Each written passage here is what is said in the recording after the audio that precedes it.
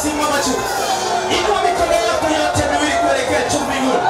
Ni muda kumtafakari Bwana. Ninaona uwepo wa Mungu wa tofauti asubuhi na mchana wa leo. Ninaomba jiachie mbele za Mungu wako aliye hai. Naomba fungua kinywa chako mwambie sina la kupenda. Sina mwingine zaidi yako. Ni wewe tu peke yako Bwana Yesu. Ninayekupenda kutoka ndani ya moyo wangu. Mwambie macho yako yachunguze moyo wangu. Asubuhi njema ya leo.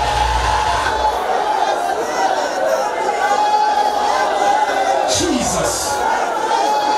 Jesus, Jesus, Jesus, Jesus.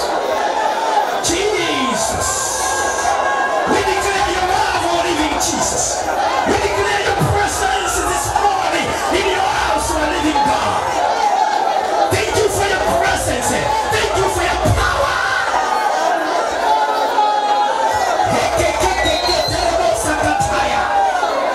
Yes. Ninaona nguvu ya Mungu inateremka kwa mtu. Naona nguvu ya Mungu aliye hai inateremka kwa mtu. Naona nguvu ya Mungu aliye hai inateremka kwa mtu. Nasikia sauti inasema, nimekuchagua, nimekuchagua, nimekuchagua, nimekuchagua, nimekuchagua. Yes, Lord. Yes, Lord Jesus.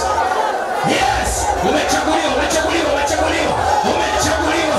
Lazima nguvu ya Mungu ikutembee asubuhi ya leo, mchana wa leo. Nasema hivi, umechaguliwa, umeteuliwa miongoni mwa wengi walioitwa.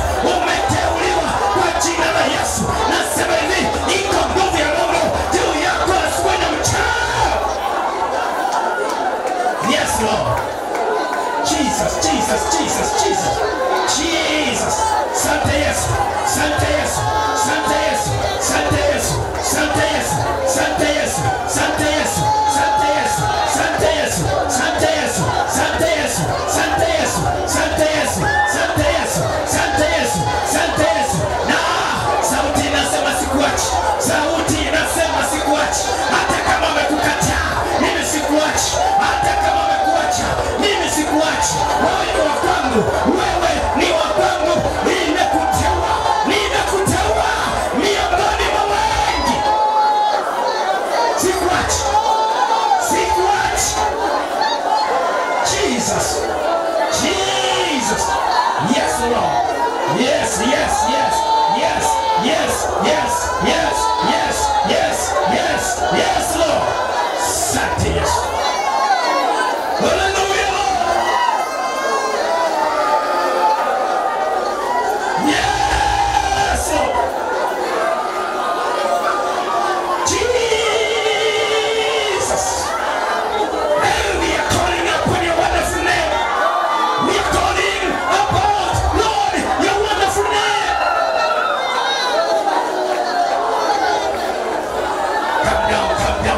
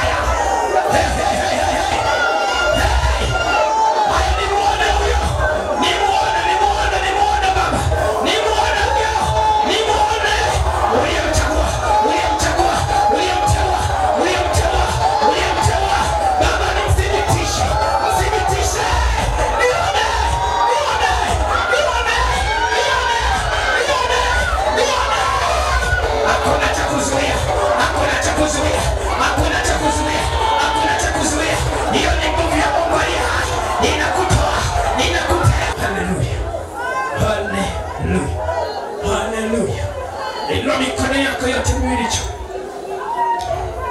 Sema Baba katika jina la Yesu. Baba katika jina la Yesu.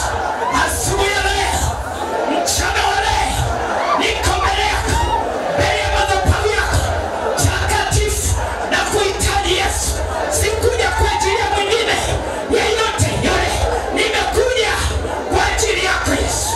Kwa maana hakuna anayenijua zaidi yako Yesu. Ni wewe peke yako ndiye unayenijua. Leo shughulika na maisha yangu. Leo nipe ushuhuda.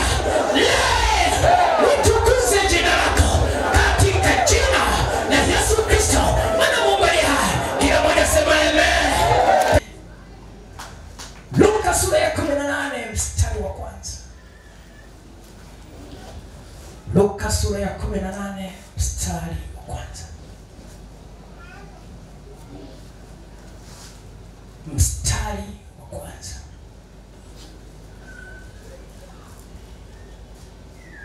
Nataka tusome wote huo mstari. Kwa hiyo naomba tusimame wote kwa heshima.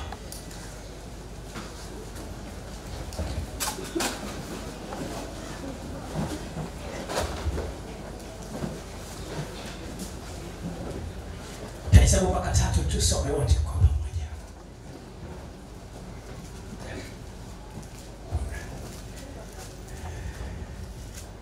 Sikia kitu cha ajabu. Sijui kama nitaweza kuhubiri.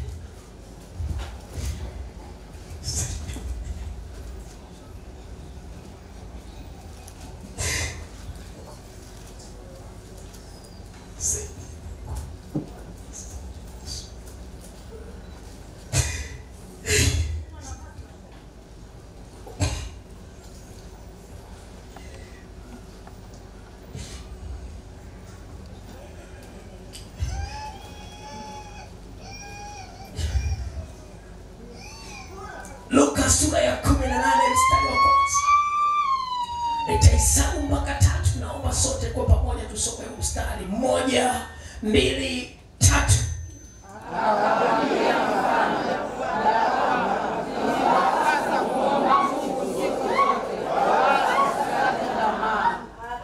Mstari wa kwanza.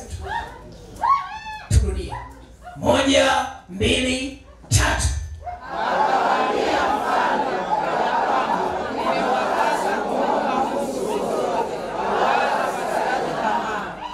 Mara ya mwisho. 1, 2, 3.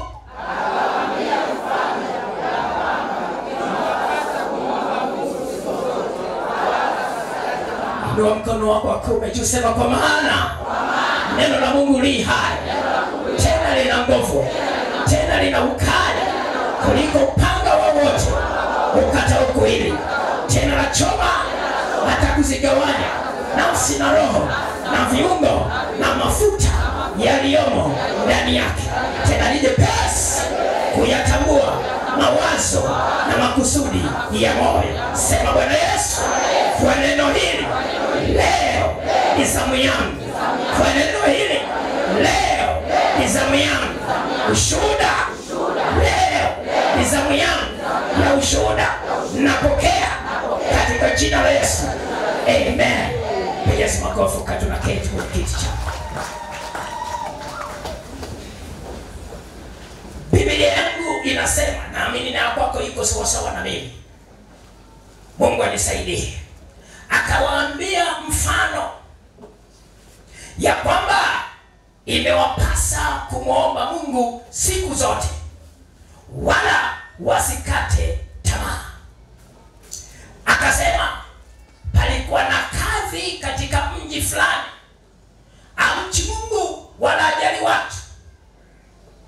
Na katika mji huo palikuwa na mwanamke mjane aliyekuwa akimwendea akisema, nipatie haki na adui wangu. Naye kwa muda alikataa. Alafu akasema moyoni mwake, ijapokuwa si mchi Mungu wala sijali watu, lakini kwa kuwa mjane huyu ananiudhi, ninampatia haki yake, asije akanichosha kwa kunijia daima. Bwana akasema, sikilizeni yule kadhi dhalimu. Na Mungu je, hata wapatia haki wateule wake wanaomlilia mchana na usiku, naye ni mvumilivu kwao? Na waambia atawapatia haki upesi. Walakini atakapokuja mwana wa Adamu, je, ataiona imani duniani? Father, in the mighty name of Jesus, I glorify your name and I declare your presence in this house. Thank you for everyone who is here, Lord. We gather ourselves today here in your house for you, our Lord Jesus. Please speak to us. Deliver us, Lord. Set us free, our living Jesus. In the mighty name of Jesus, I commit this congregation, this assembly, Lord, unto your hands, Lord. Please minister to us with your powerful presence of your Holy Spirit. Katika jina la Baba, Mwana na Roho Mtakatifu. Amen. Niseme kidogo kama vile ambavyo Roho ataniwezesha. Ninasikia sana niombe na vijana leo, kwa sababu kuna kitu ambacho Bwana amekikusudia kwa ajili yao. Kwa hiyo ninaomba Mungu anisaidie katika Roho Mtakatifu, niwe na maneno machache ili nipate fursa ya kuomba na watoto wangu hawa. Saa 6:30 shapo nataka niwe nimemaliza kila kitu. Bwana aniwezeshe. Wanaojisikia kuniombea waniombee. Haleluya. Sasa hivi nina saa 6 na dakika ngapi? Na dakika 9.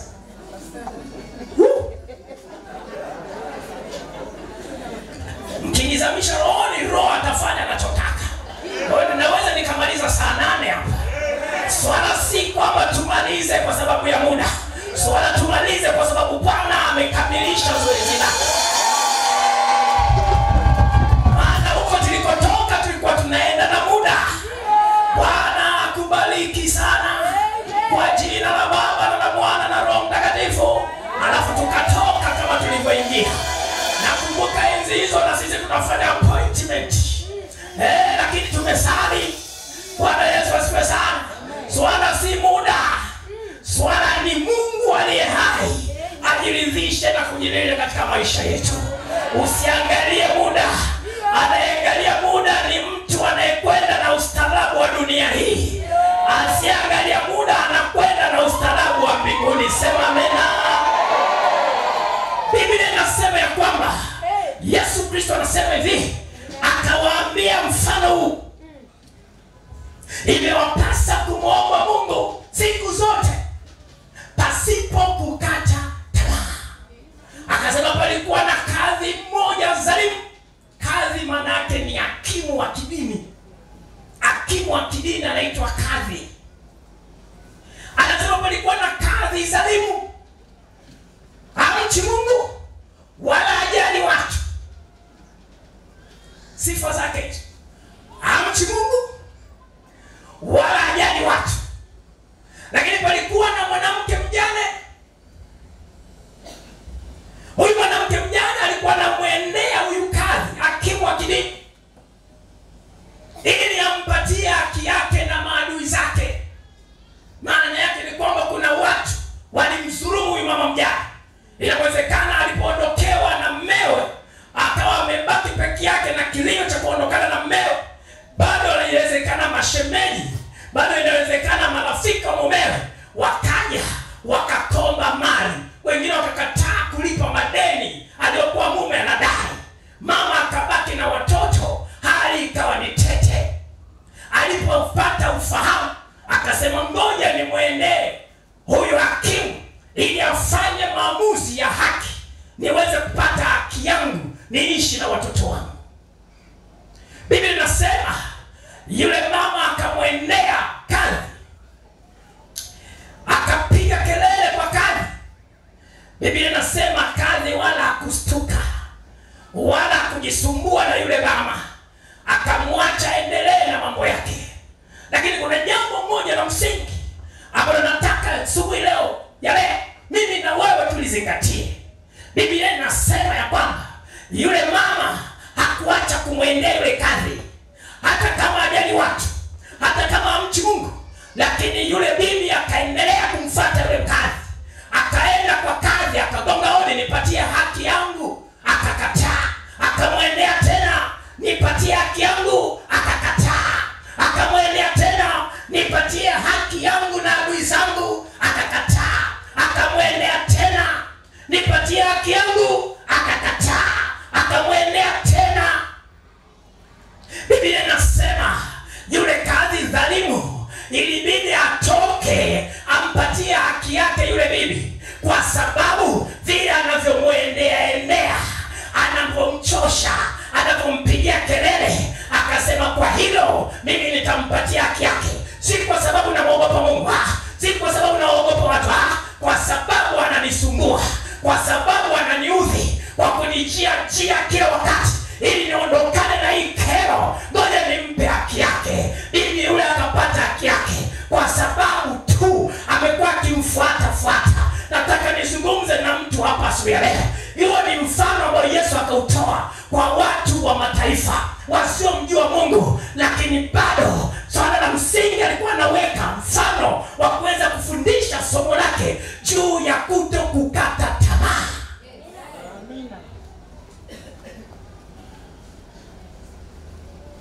Yule bibi kama angekata tamaa asingeweza kupata haki yake, lakini kwa sababu alijitia nguvu, akasema mimi hapana, hii ni haki yangu, lazima nipate haki yangu, haijalishi inachukua muda gani, lakini haki yangu lazima nitapata. Akaenda mara ya kwanza akakosa, hakukata tamaa. Akaenda mara pili akakosa, hakukata tamaa. Akaenda mara tatu akakosa, hakukata tamaa. Akaenda mara nne akakosa, hakukata tamaa. Akaenda mara tano akakosa, hakukata tamaa. Akaenda mara ya sita akakosa, hakukata tamaa. Akaenda mara ya saba akafanikiwa. Naongea na mtu asubuhi ya leo na mchana wa leo kwenye hii madhabahu, usikate tamaa, kwa sababu wewe unamwabudu Mungu wako aliye hai, aliye wa kweli. Huyo aliambatana na kadhi dhalimu asemjua Mungu, lakini hakukata tamaa. Angalia nguvu iliyokuwepo katika kutokukata tamaa. Kuna nguvu ya kutengeneza muujiza wako kwa Mungu aliye hai. Mwisho wa mambo pale nasema, je, Mungu wenu aliye hai atawapatia haki yenu nyinyi muombao mchana na usiku? Bwana Yesu asifiwe sana. Utakiwi kukata tamaa, utakiwi kuacha, utakiwi kuchoka. Muujiza wako upo. Amina. Bwana Yesu asifiwe sana. Bwana Yesu asifiwe. Bwana Yesu asifiwe tena. Nini maana ya kukata tamaa? Nini maana ya kukata tamaa? Kukata tamaa ni ile hali ya mtu kupoteza matumaini baada ya kukosa au kushindwa kupata njia ambayo ingeweza kumfanya atatue au ajitoe katika changamoto au tatizo linalomkabili. Kukata tamaa ni kuvunjika moyo, ni kukosa matumaini au kupoteza matumaini kwa sababu ya kukosa njia muafaka ya kutatua tatizo ulilo nalo. Mara nyingi katika maisha yetu kukata tamaa si jambo la ajabu wala si jambo geni, ni jambo linaendelea kwenye maisha yetu, kwa sababu katika maisha yetu tunakutana na changamoto nyingi. Hata umekaa hapo unaniangalia, lakini unaniangalia kwa mtazamo ya kwamba Mungu leo fanya katika maisha yangu. Kwa nini? Kwa sababu kuna changamoto inaendelea kwenye maisha yako. Hiyo changamoto inapokosa njia ya majibu upelekea mtu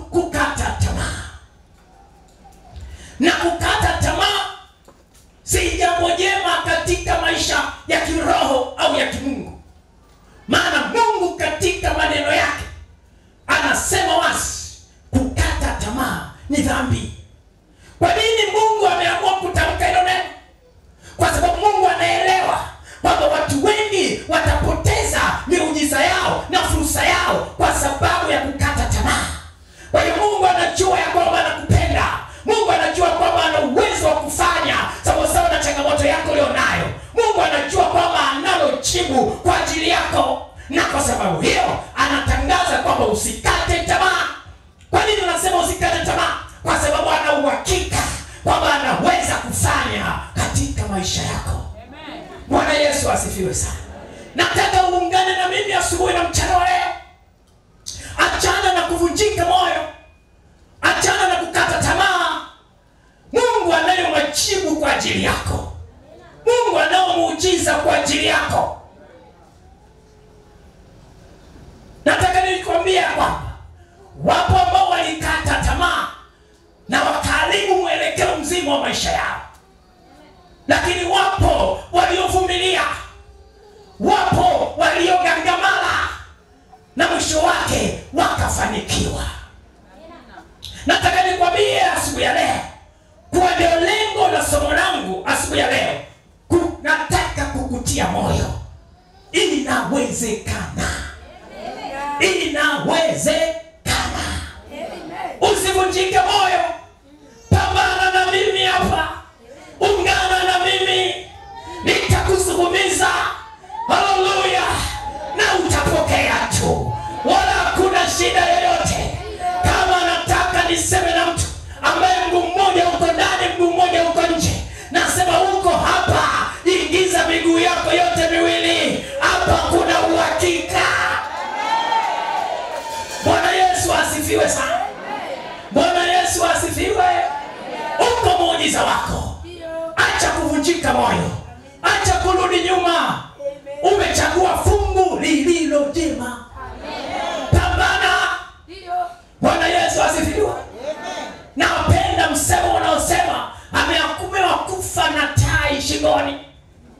Mimi hiyo tai naiweka badala ya tai naweka Yesu. Ameamua kufa na Yesu. Bwana Yesu asifiwe sana. Nina hasara gani kama nikifa ndani ya Kristo Yesu, wakati yeye ndiye uzima na uhai wangu? Ngoja nipambane mpaka dakika ya mwisho, na naamini tendo hilo litamtukuza Mungu aliye hai. Kwa maana hilo ndio kusudi la Mungu, kwamba watu wote wapate kuokolewa na wakapate kupata uzima wa milele. Sema amina. Sema tena amina kubwa. Bwana Yesu asifiwe. Bwana Yesu asifiwe sana. Nina mambo machache yanayopelekea watu kukata tamaa. Nina mambo au vitu vinavyofanya mtu akate tamaa. Namba moja, kinachopelekea watu kukata tamaa ni kukosa maono. Kukosa maono. Kukosa maono kunapoteza kujiamini. Kukosa ndoto, kujua wapi unakwenda, kujua wapi nini unataka, kujua nani ni nani katika maisha yako. Kukosekana na hicho kitu kinapelekea mtu kukata tamaa. Bwana Yesu asifiwe sana. Kwenye Biblia uko mfano mmoja na upenda, wa kutokujua au kutokuwa na maono yakapelekea mtu kukata tamaa na akapoteza kila kitu. Yesu Kristo alikuwa na wanafunzi 12, na wanafunzi wake mmoja alikuwa mtunza fedha anaitwa Yuda Iskarioti. Sikiliza, Yesu kabla hajachagua wanafunzi wake 12 alipanda mlimani. Kwa nini alipanda mlimani?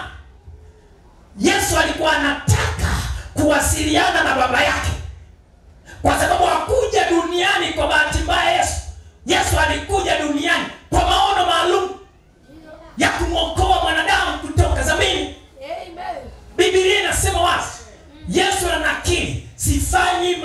mapenzi yangu mwenyewe, bali ninafanya kile ambacho Baba ananiambia ndio ninachofanya. Bwana Yesu asifiwe. Akapanda mlimani kumsikiliza Baba. Haleluya. Wanafunzi wangapi natakiwa kuwa nao? Ni nani na nani na nani na nani? Amen. Bwana Yesu asifiwe sana. Mungu akamwambia utakuwa na wanafunzi 12.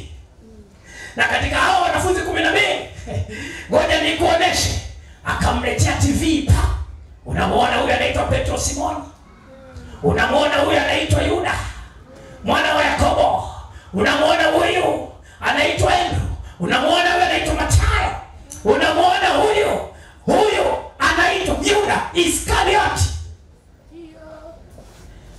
Biblia inasema hata wabaya wameitwa kwa ajili ya siku ya ubaya, kwa sababu hakuna mtu mzuri anaweza kufanikisha siku ya ubaya. Lazima patikane mtu mbaya ili afanikishe siku ya ubaya. Simamina. Bwana Yesu asifiwe sana. Mungu hana ubaya.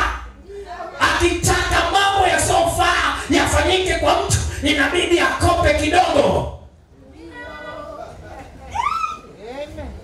Bwana Yesu asifiwe sana. Mungu akasema namleta Yuda. Huyu nimemchagua kwa ajili yako ili atimize kusudi. Kwa sababu huyu ni mtu wa ubaya, ana uwezo wa kufanya ubaya ili kusudi litimie. Petro hawezi kufanya hiyo kazi kwa sababu Petro nimemweka kwa ajili ya kutengeneza msingi. Haleluya. Hata kama ufurahi, mimi nafurahia robo sakata. Bwana Yesu asifiwe sana. Haleluya. Haleluya. Tatizo haliko kwa nani? Tatizo liko kwa Yuda. Yuda kuwa kiroho sawa sawa, hakupata kufunuliwa, kupata kujua maono alionayo ni yapi. Mungu amempa maono ya kutumiwa ili atimize kusudi la Yesu duniani na watu kuokolewa.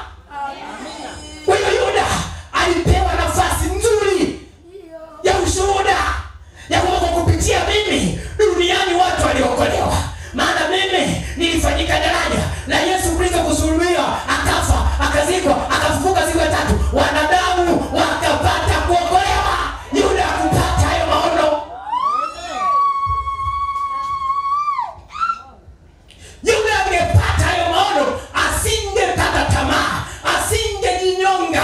Angepata hayo maono, akasema kumbe, angemkimbilia Yesu, akapiga magoti, akasema Mungu nisamehe, nililofanya sio jema. Mungu akimwambia nilikuchagua kwa kusudi, kwa hiyo umepangiliwa, nimekusamehe. Endelea na jukumu lako, utimize kusudi lingine jipya ninalokupa, kwa sababu la kwanza umefaulu.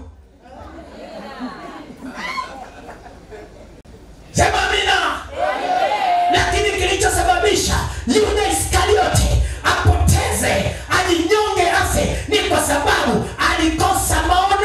Alipokosa maono, akaingia kwenye kukata tamaa. Lazima ujue Mungu amekuitia nini chini ya liwa hili. Lazima ujue kwamba Mungu anataka uingie mbinguni. Sio jukumu na mpango wa Mungu uende jehanamu. Ukipata maono hayo kwamba mimi nakwenda mbinguni, hautokubaliana na jambo lolote na kukukatisha tamaa kwenye safari yako, kwa sababu lengo lako na kusudi lako wala sio jengo, wala sio ardhi, wala sio nyumba. Lengo lako ni mbinguni. Utaangalia na kututumilia mbingu ili uweze kufika mbinguni, haijalishi changamoto gani zinakukuta.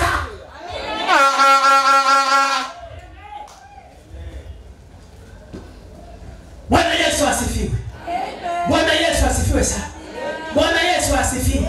Yaani ukitaka kujua kama Yuda alikosa maono, ni pale ambapo unamuona Yuda anaanza kumlalamikia Yesu. Anaona Yuda alikuwa anaongoza kwa umbea. Yaani na asili moja ya kukosa maono ni umbea.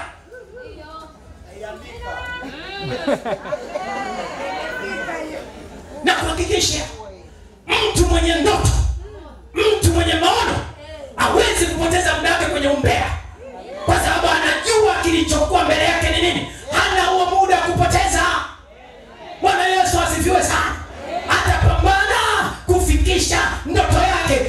kubadilika. Hata nikija jaribu, anajua huyu jamaa anakuja kunitoa kwenye line huyu. Hana nafasi, ushindwe kwa jina la Yesu. Anaendelea mbele. Bwana Yesu asifiwe sana. Bwana Yesu asifiwe. Watu wa Mbeya ni watu wasio waombaji. Muombaji hawezi kuomba pasipo kutengeneza maisha yake ya rohoni. Haiwezekani. Nakataa kumkuta mtu muombaji alafu mbea. Nakataa kumkuta muombaji alafu mzinzi. Nakataa. Muombaji lazima atengeneze mambo yake. Lazima akae na Mungu vizuri. Lazima laini yake iwe wazi. Lazima apokee maono. Kuna watu wanakuja kwenye maombi, lakini si kwa sababu wanaomba, kwa sababu yuko Askofu Michael Peter Imani. Haleluya. Tunajua baba askofu ni mtu anapenda maombi. Baba askofu ni mtu wa rohoni. Kwa hiyo mimi ili niweze kueleweka, lazima na mimi niombe.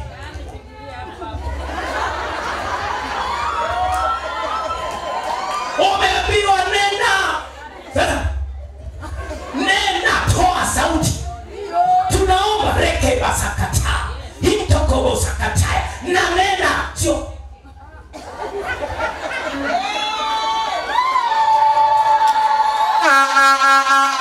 Wabidi ya miaka wa utoto. Unatakiwa kukua. Ai, fungua kinywa. Toa sauti. Unanena, unanena. Unaona aibu ya nini? Wakati hamna mtu anayeelewa zaidi ya Mungu wako aliye hai. Unamuogopa nani?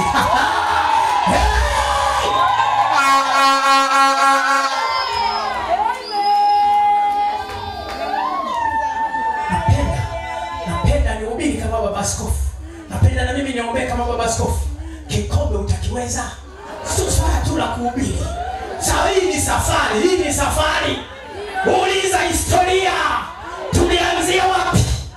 Si swala tu la kuongea vibaya. Ndio maana unaweza ukabeba laana isiyo na sababu. Ujui mtu ametoka wapi. Baba askofu anakula fungu la 10, haki yangu. Nimetoka, unajua nimetoka wapi? Bana nikusaidie. Kama baba askofu anatembea na gari haina mafuta, alafu ana kundi la watu 2000, hiyo ni laana. Haiwezekani. Yaani nashikosa hela ya mafuta mimi. Baba askofu anajipigia debe, nataka ubarikiwe.